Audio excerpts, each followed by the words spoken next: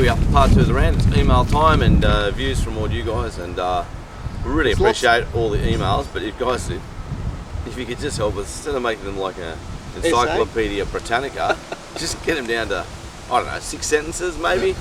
I mean, I know it is the rant. We've got some 3-page rants here, and fucking hell, we just can't read them out. Can they just highlight the... Like, get it off your chest, I agree with that. Yeah. But, you know, we don't... Can't read it all out. We can't read it all out if it's like... That's okay. Write as much as you like. Glenn doesn't like the long emails read out on the show. Well, it's just too hard to... Yeah. You know, like... Now, you remember as a young fella, you probably won't remember, you remember they used to come around door to door selling encyclopedias? Yeah. Oh, great days. What was that encyclopedia called again? World Book. Yeah, I think Childcraft. There was Britannica and World Book, that were the two. Might have been World Book, yeah.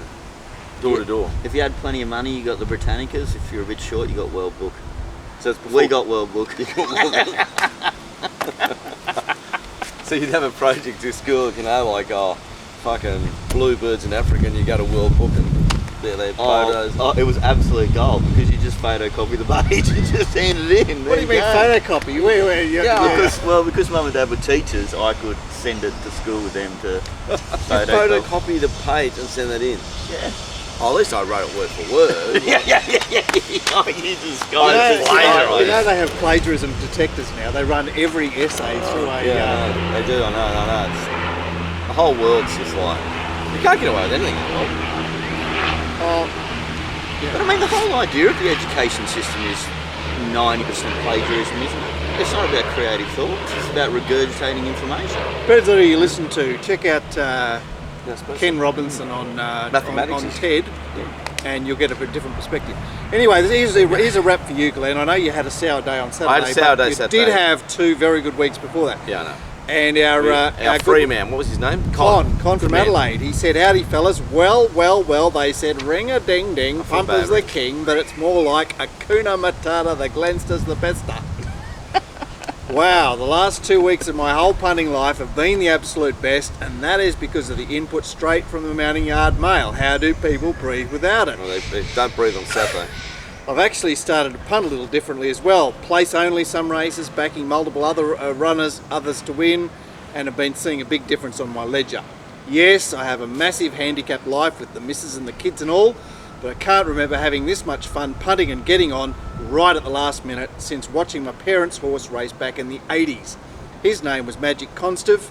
He won a Balaclava Cup and ran a big second at Moonee Valley in the Crystal Mile against Tierra Wrist. That's a blast from the past. That's a blast from the past. Those were the days, and that's how this game got in my blood. Been trying to spread the word around down here in Adelaide about you fellas to get involved and get on board. Keep up the great work. Con. Keep up the great work that you guys do. 1 week left to go, Mr. Pollitt, but I'll sure be buying your tips without letting the missus know. Just got to set up an account out wide. Regards, Adelaide Con. Thanks so much, Adelaide Con, and but sorry about Saturday, man. But it was just the track. Man, it happens. Laurie wrote in saying he's heard a theory that Tommy Berry has a problem judging the pace. This is probably before we backed those leaders that he won on. What was it? Fickle Folly and Craig Newitt. Oh yeah, and the last on Wednesday, Gay's horse, 1100, hysterical up from the 1100, like burned across. Knew exactly what he was doing there. Craig Newitt in Melbourne is said to suffer from the same problem. This may explain why Berry appears to do well on back markers versus others. Well, if you're backing Tommy Berry's back markers, I could tell you from ratings to win that you're losing. You're losing lots, and you're better off on Tommy Berry's front runners. Can you explain others to me, but that's further than 12 back, and he's actually positive with those. Yeah, well, but the sample's too small, isn't it? The sample's much too small there. 59 rides. It's a small thing. Yeah, but I mean, what else are you going to do? Anyway, Tommy Berry settling 1 to 4, you're losing 5% on turnover. Tommy Berry 5 to 12, you're losing mid-20s on turn, mid to high 20s on turn. 27%, probably in the middle there, I suppose. Well, I mean, that is reflective of the fact. And Daniel O'Sullivan, he got to the Betfair function on Thursday, and there's another juicy plane. When it's overcast, don't the planes make a lot of racket?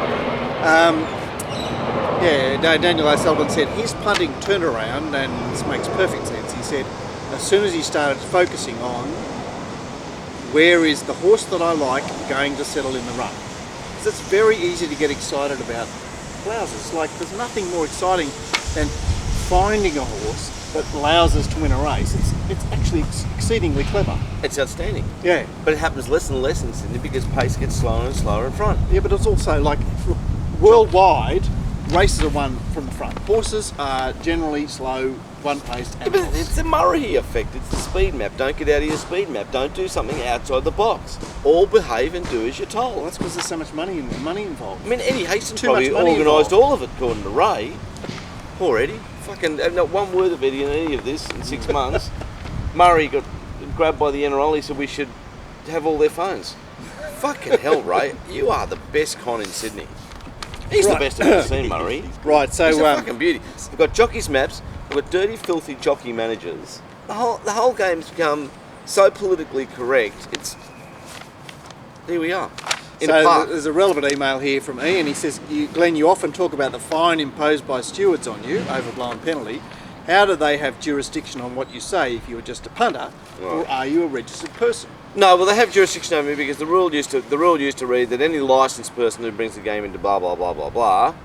Yeah. Now I'm not licensed, and really, so therefore, the new rule says any person. So what they can do is they can say to any person, look, you can pay this, or we'll do this, and if you don't want to, do as you're told or whatever, then they can just warn you off. So they have power over you just walking on the racetrack.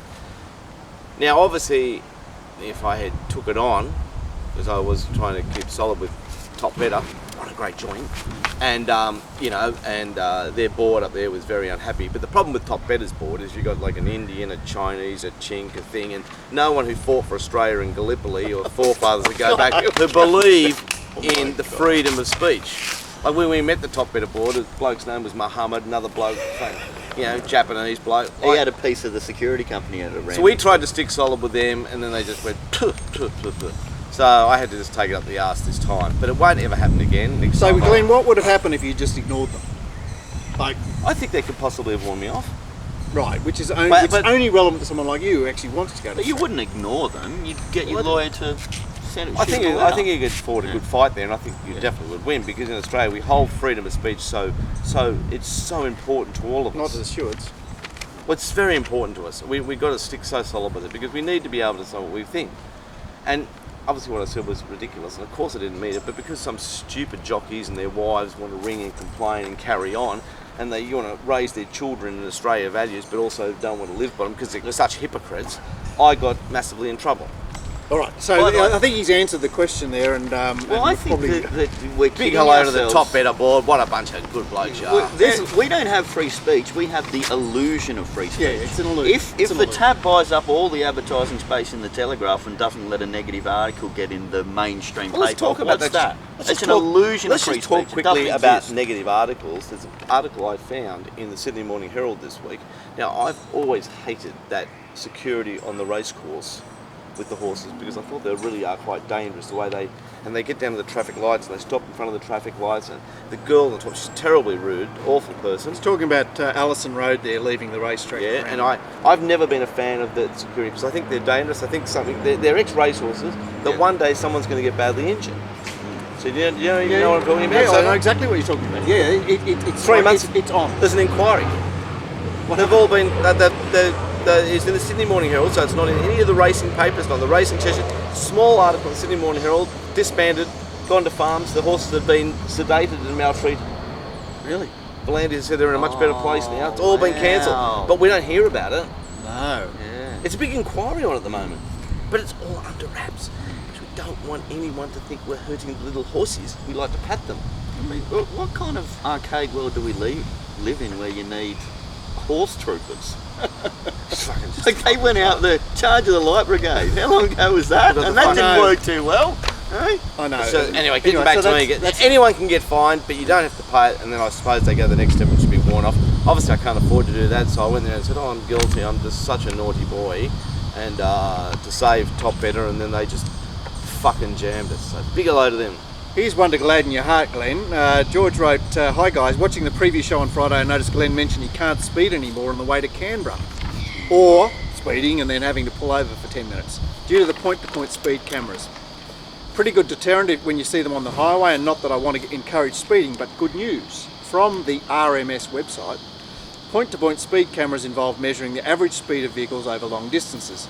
Point-to-point cameras in New South Wales are only used to monitor the speed of heavy vehicles. Still don't know if that's right. License to fly. You'll get a ticket for sure, Glenn. You know what? I was going to get a lift with Glenn down to Canberra on Sunday. I'm not now, because now I know mightn't be safe anymore. I've tell all you people out there who like little theories here, and I've got another classic because I got another ticket during the week, so I rode away for it again, and I reckon I'll win again. Remember how I used to park out the front of Ranting because it's in the loading zone, Monday to Friday, Randwick race days only. So I used to park there on Saturdays because I said, well, it's Randwick race days only, it's Monday to Friday. Yeah. And then they wrote back 5 times, yes, Mr. Pollitt, you're right. And next year, the 5th time, they said, look, we apologise, we keep booking you, and you're right, you're the fucking best. So then they changed the signs, now it says no stopping, so that brought's over. Anyway, I'm out the front the other day of Coogee Bay Road, out the front of Coogee Bay Road, out the front of the main little shops there. You walk into Woolworths and they've got this little pizza joint, pop-in pizza joint that you collect, and they've got the little motorbike riders out the front. Okay, so they've put about a 2-car parking spot in, right, for the little Indians and illegal immigrants who work for $3 an hour and fucking no one pays tax, and big companies fuck everything, you know what I'm talking about. And yeah, let's not have a go at the little Indians, let's have a go at the big corporations. it's disgusting. Not paying the right amount of money. Yeah. It's just wrong. Everything's wrong. You'll only hear it first. Anyway, the sign reads, and I read it and I went, oh, I can park here. It says, half-hour parking, 9 a.m. to 5 p.m, motorcycles only. So I parked there. I got a ticket. But it's half-hour parking for motorcycles only. It's nothing. It's all day for me, isn't it? Yes. Isn't that how you read it? Oh, this can be gold. Oh. So I've written to them, go, listen, it says it's half-hour parking for motorcycles only. Yeah. But I'm a car. I'm getting out of this one too. Do you have to go to court, but No, I write them letters, they write me back going, yeah, you got us again, you're a fucking cunt, and blah, blah, blah. So if you're ever stuck in Coogee Bay, make sure you park there. It's free parking all day. Go down to the beach all day if you want. You're sweet.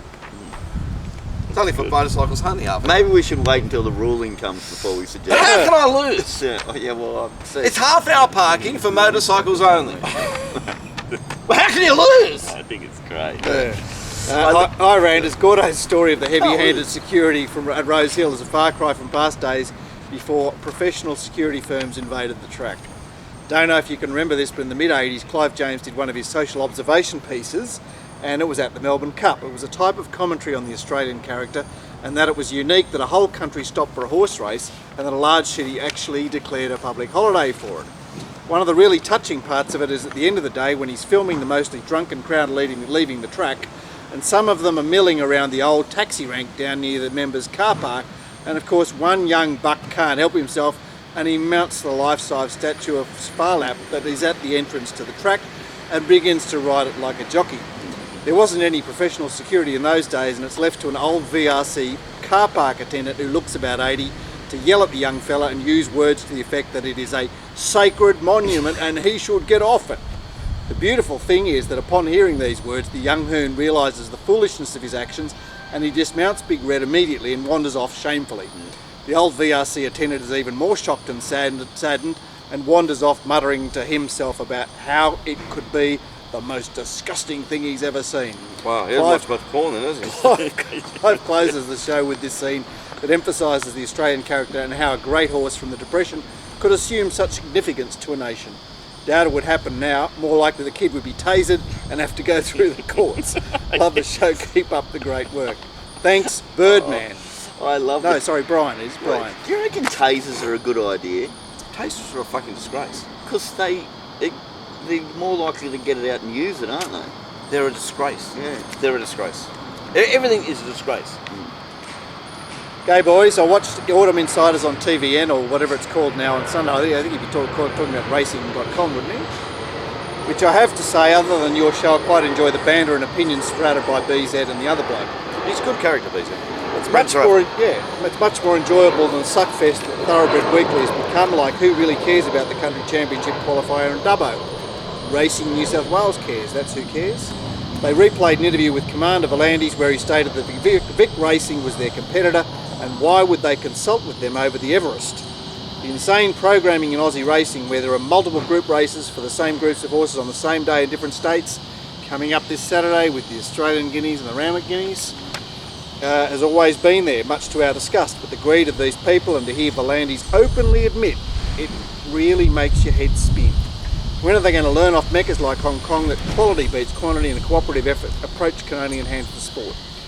On another point, love the name pen job for your horse. Colours would have to be predominantly red with a dash of black and blue, I reckon. Bugger all those wank colour pens like purple and green that you get nowadays. Stick to the classics, I say. Cheers, Birdman. He's the guy that came up and said hello. Oh, yeah. He's the guy that was down here for his wedding anniversary. But by the same token, it's all right for him to say, like, Peter, stick it to Peter because he said, why should we consult with him? But I do feel that Victorian racing, they're cunts as well. they're lower. Yeah. They're hard to deal with. No, he's not saying, actually, I don't think he actually means consult with them, he just says copy them. Because they actually do a far better job than New South Wales. But don't they are up themselves, though. Well, at least they bloody reverted to the bloody commission on Betfair instead of the turnover.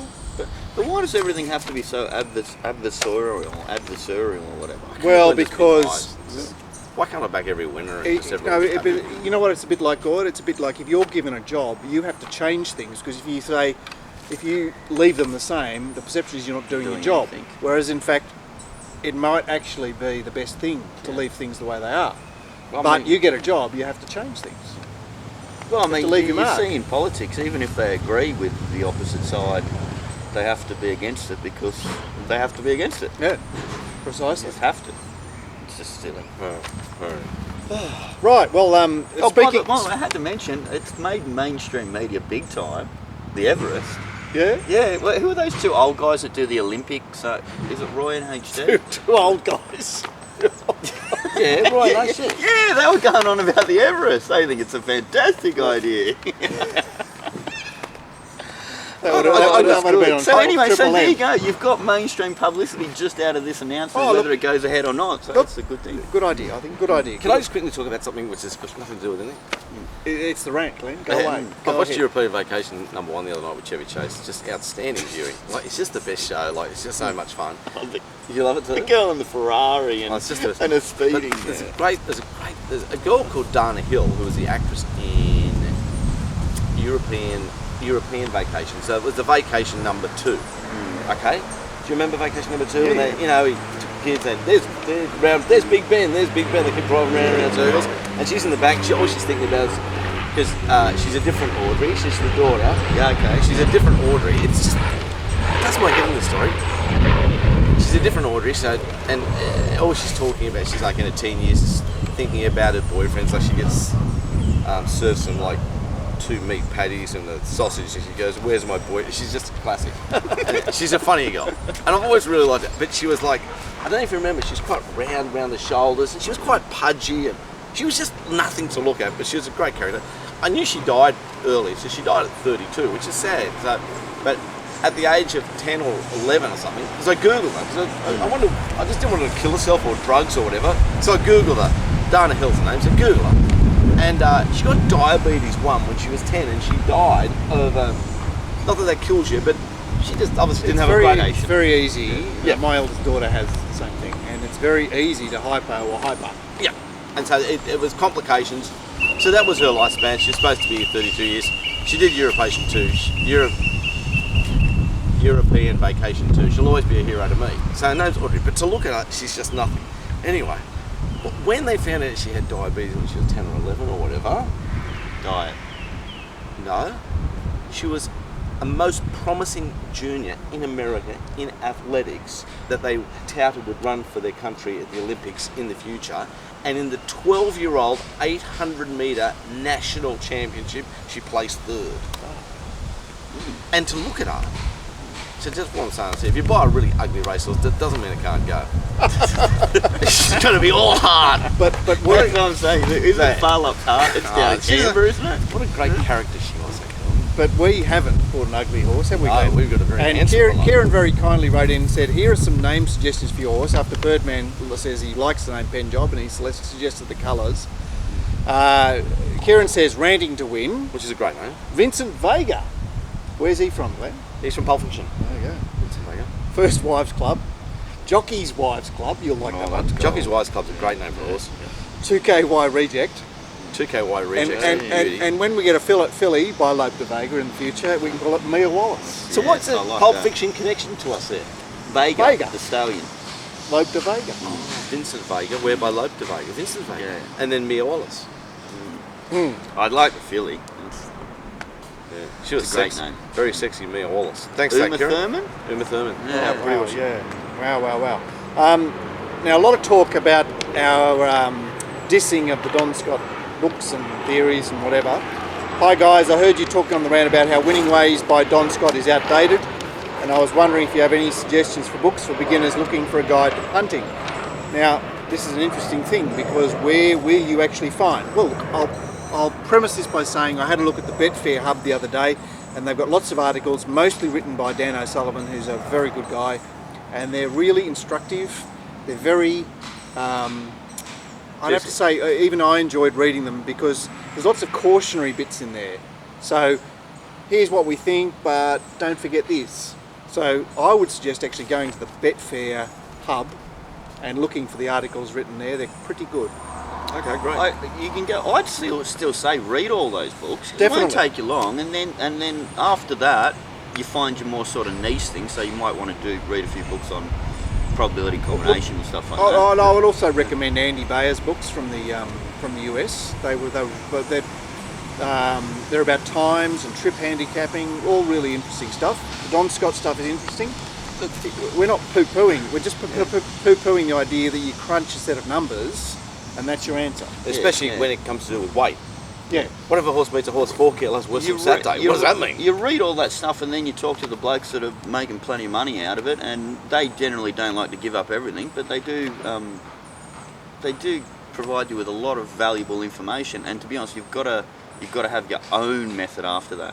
You know what I mean? I don't think you replicate somebody else. It's about a synthesis of all that you've learned. Like I get things out of reading books on like maths, so like the Black Swan or stuff like that. And you read Black about Swan's really good, probability and stuff like that. Highly recommend you the Black can Swan. institute some of those Black Swan ideas about? into your gambling.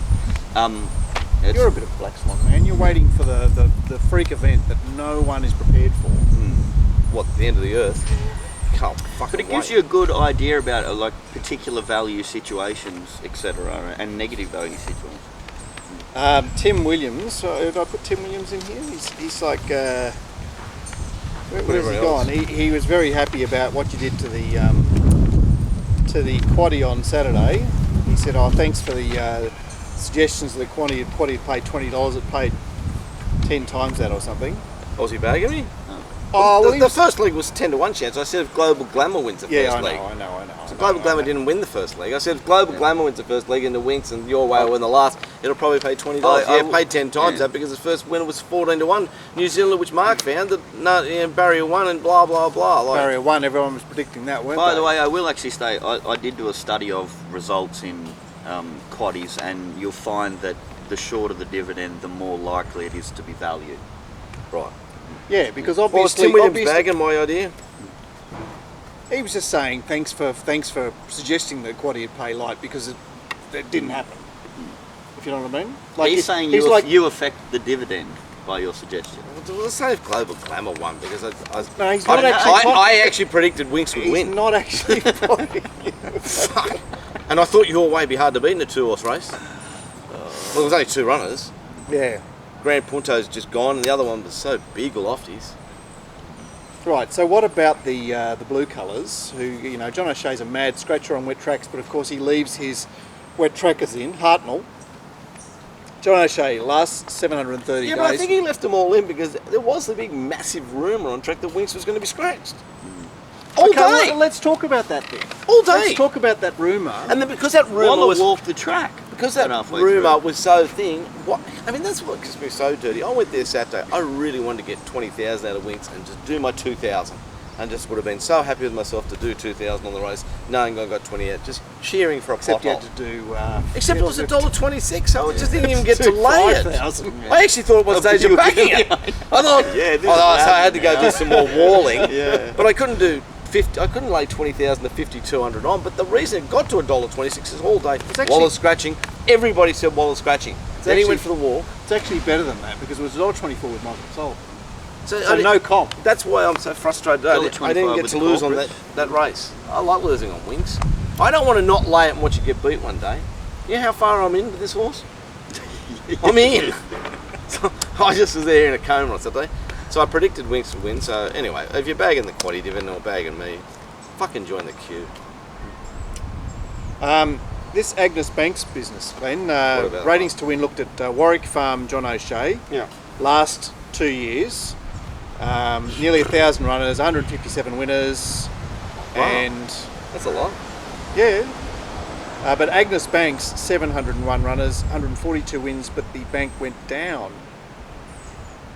Wow. Bank went up with the Warwick Farm horses and down with the Agnes Banks horses. Any theories about Agnes Banks v Warwick Farm? Like we've been banging on about it for a few years, but I'm not sure if we've actually got the handle on it. I don't even get a handle on it. I can't even think about it anymore. John O'Shea, blue colours. Right, one of the Dirty 30 wrote in and said, with over 1 million matched on the Chipping Norton Stakes alone, perhaps it is time again to highlight the absurd manner with how Racing New South Wales applies its turnover charge to Betfair's exchange facility. What? Stop right there.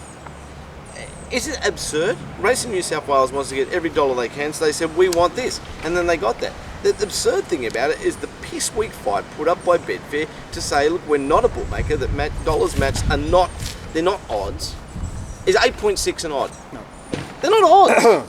It is $1.21 an odd. No, it's a price range for punters to come together to match with each other, and Betfair say, yeah, we'll pay it and we'll pass it on to our participants. So you can't be dirty on Racing New South Wales for wanting to get the money.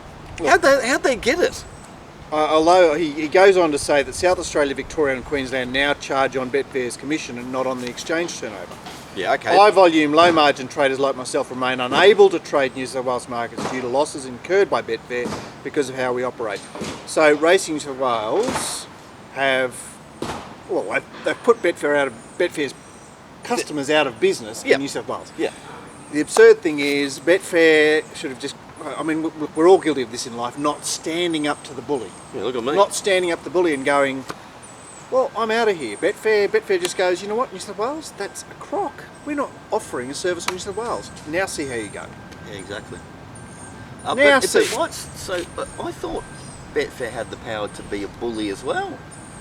Look, Packer was involved into it. Look, why didn't they? I don't know. Well, I think they were trying to. Well, they're actually under instructions from Betfair UK to keep their nose clean.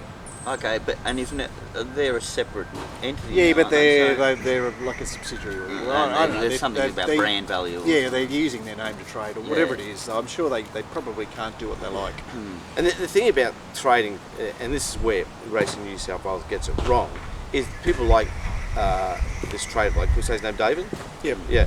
David he's not going to bet on the tote because he didn't get these bets on Betfair. Yeah, no, exactly. And Racing New South Wales said, well, if he doesn't bet there, he'll bet with us. It's not like that. They're trying to bet. They don't get that. But don't realise that extra liquidity actually does flow. So to actually makes they're huge actually difference. cutting off their nose to spite their face. It makes a huge difference because he might get into a good position on a horse there, and he's got to go have 1,200 or 100 fixed odds New South Wales tab, or 300 with Bet365. Or because of the extra liquidity he offers, we're doing something like that. You know what I mean? Yeah, I know, it's a mixing pot. But Betfair should not be paying this thing, and you're quite right, and blah, blah, blah, but Racing New South Wales just don't get it. Sorry to interrupt you. You're right, man. Here to maintain the power line, so I'm just going to do a bit of tree trimming. That's Go for your life, mate. We're about to finish. We're about to finish you up. Sorry, guys. Hey, thanks for asking, we won't man. be long. Yeah, thanks, Dave. See you, mate. Kieran again wrote in and said, Gord, subject false favourite. Last Monday's show you said false favourite reference allergic in the Parramatta Cup. He basically wants some more information on what determines a false favourite because he wants to build a template for a false favourite. He says tab 1 is rarely a false favourite in staying races. I'm not sure what he means there, unless it's about weights. A generic morning radio personality often picks it. So I ask you, Gordon, Number one in the race. Yeah. What is your definition of a false favourite? Well, there's two things involved. Obviously, it's unders, as far as you think the odds of it winning. but also why they actually have put it favourite. And a lot of the time, if it's a bit of, particularly with those distance races, the form's a little bit sort of icky and muddy, so they'll just go, oh look, John O'Shea, good jockey, that's the favourite. When things are overplayed. Yeah. But on Saturday morning, Allergic wasn't even favourite. Well, what was it about that race? The market, the rain had come, and they just said, well, Red Dynamite, what's the number one? It's not Red going to Excitement. win. Red Excitement's not going to win. It's just everything just... But I mean, that just shows you it was the false favourite, because the market does react. Although not everybody can get on, there is some money getting on at those. Yeah, the wrong odds. it's more of an intuition, isn't it? It's like it's saying that the process that has arrived at this horse's favourite is suspect. Yeah, well, of course that's the case, but I mean, with Allergic in specific references, it was a bit of a nothing race, and they've just seen those connections and the fact that it's got a good SP and gone, okay, we'll put this up favourite. Yeah. One second up last time at Rose Hill. Yeah. There was 5 leaders in the race. Is that about the end of it? This bloke's about to get his chainsaw going, Mark. Yeah, well, Warren Godson, Warren man. from Warren, he says, see you at Randwick next Saturday, Perla, expecting a roll or two out on the odds. So we've got Randwick Guineas this Saturday. I can promise you it'll be wet. But the roll will be out 3 metres, and I don't think we'll see a track like we did on Saturday. Okay, well, that'll be interesting, something to look forward to. We'll be there previewing that on Friday, and hopefully doing a better job than last Saturday. Boys, you doing a Tuesday show, boys, for Wednesday? Of course. Good men. Kembla tomorrow, wherever Wednesday, wherever Thursday. Kembla tomorrow, geez, I haven't looked at it. Kembla tomorrow. Okay. That's about the end of the rant, boys. Tell you what, Cruikshank was right there. Not only was box 1 goal, but I love Collard on the inside barrier as well. He's a freak. He's a great rider. All right, that's it for the rant today. We'll be back tomorrow for a Warwick Farm preview for Wednesday and a Randwick Guineas preview on Friday morning. See you then. And all Glenn. you believers in free speech, email me in, stick solid. We're going to win the war. See ya. See you guys.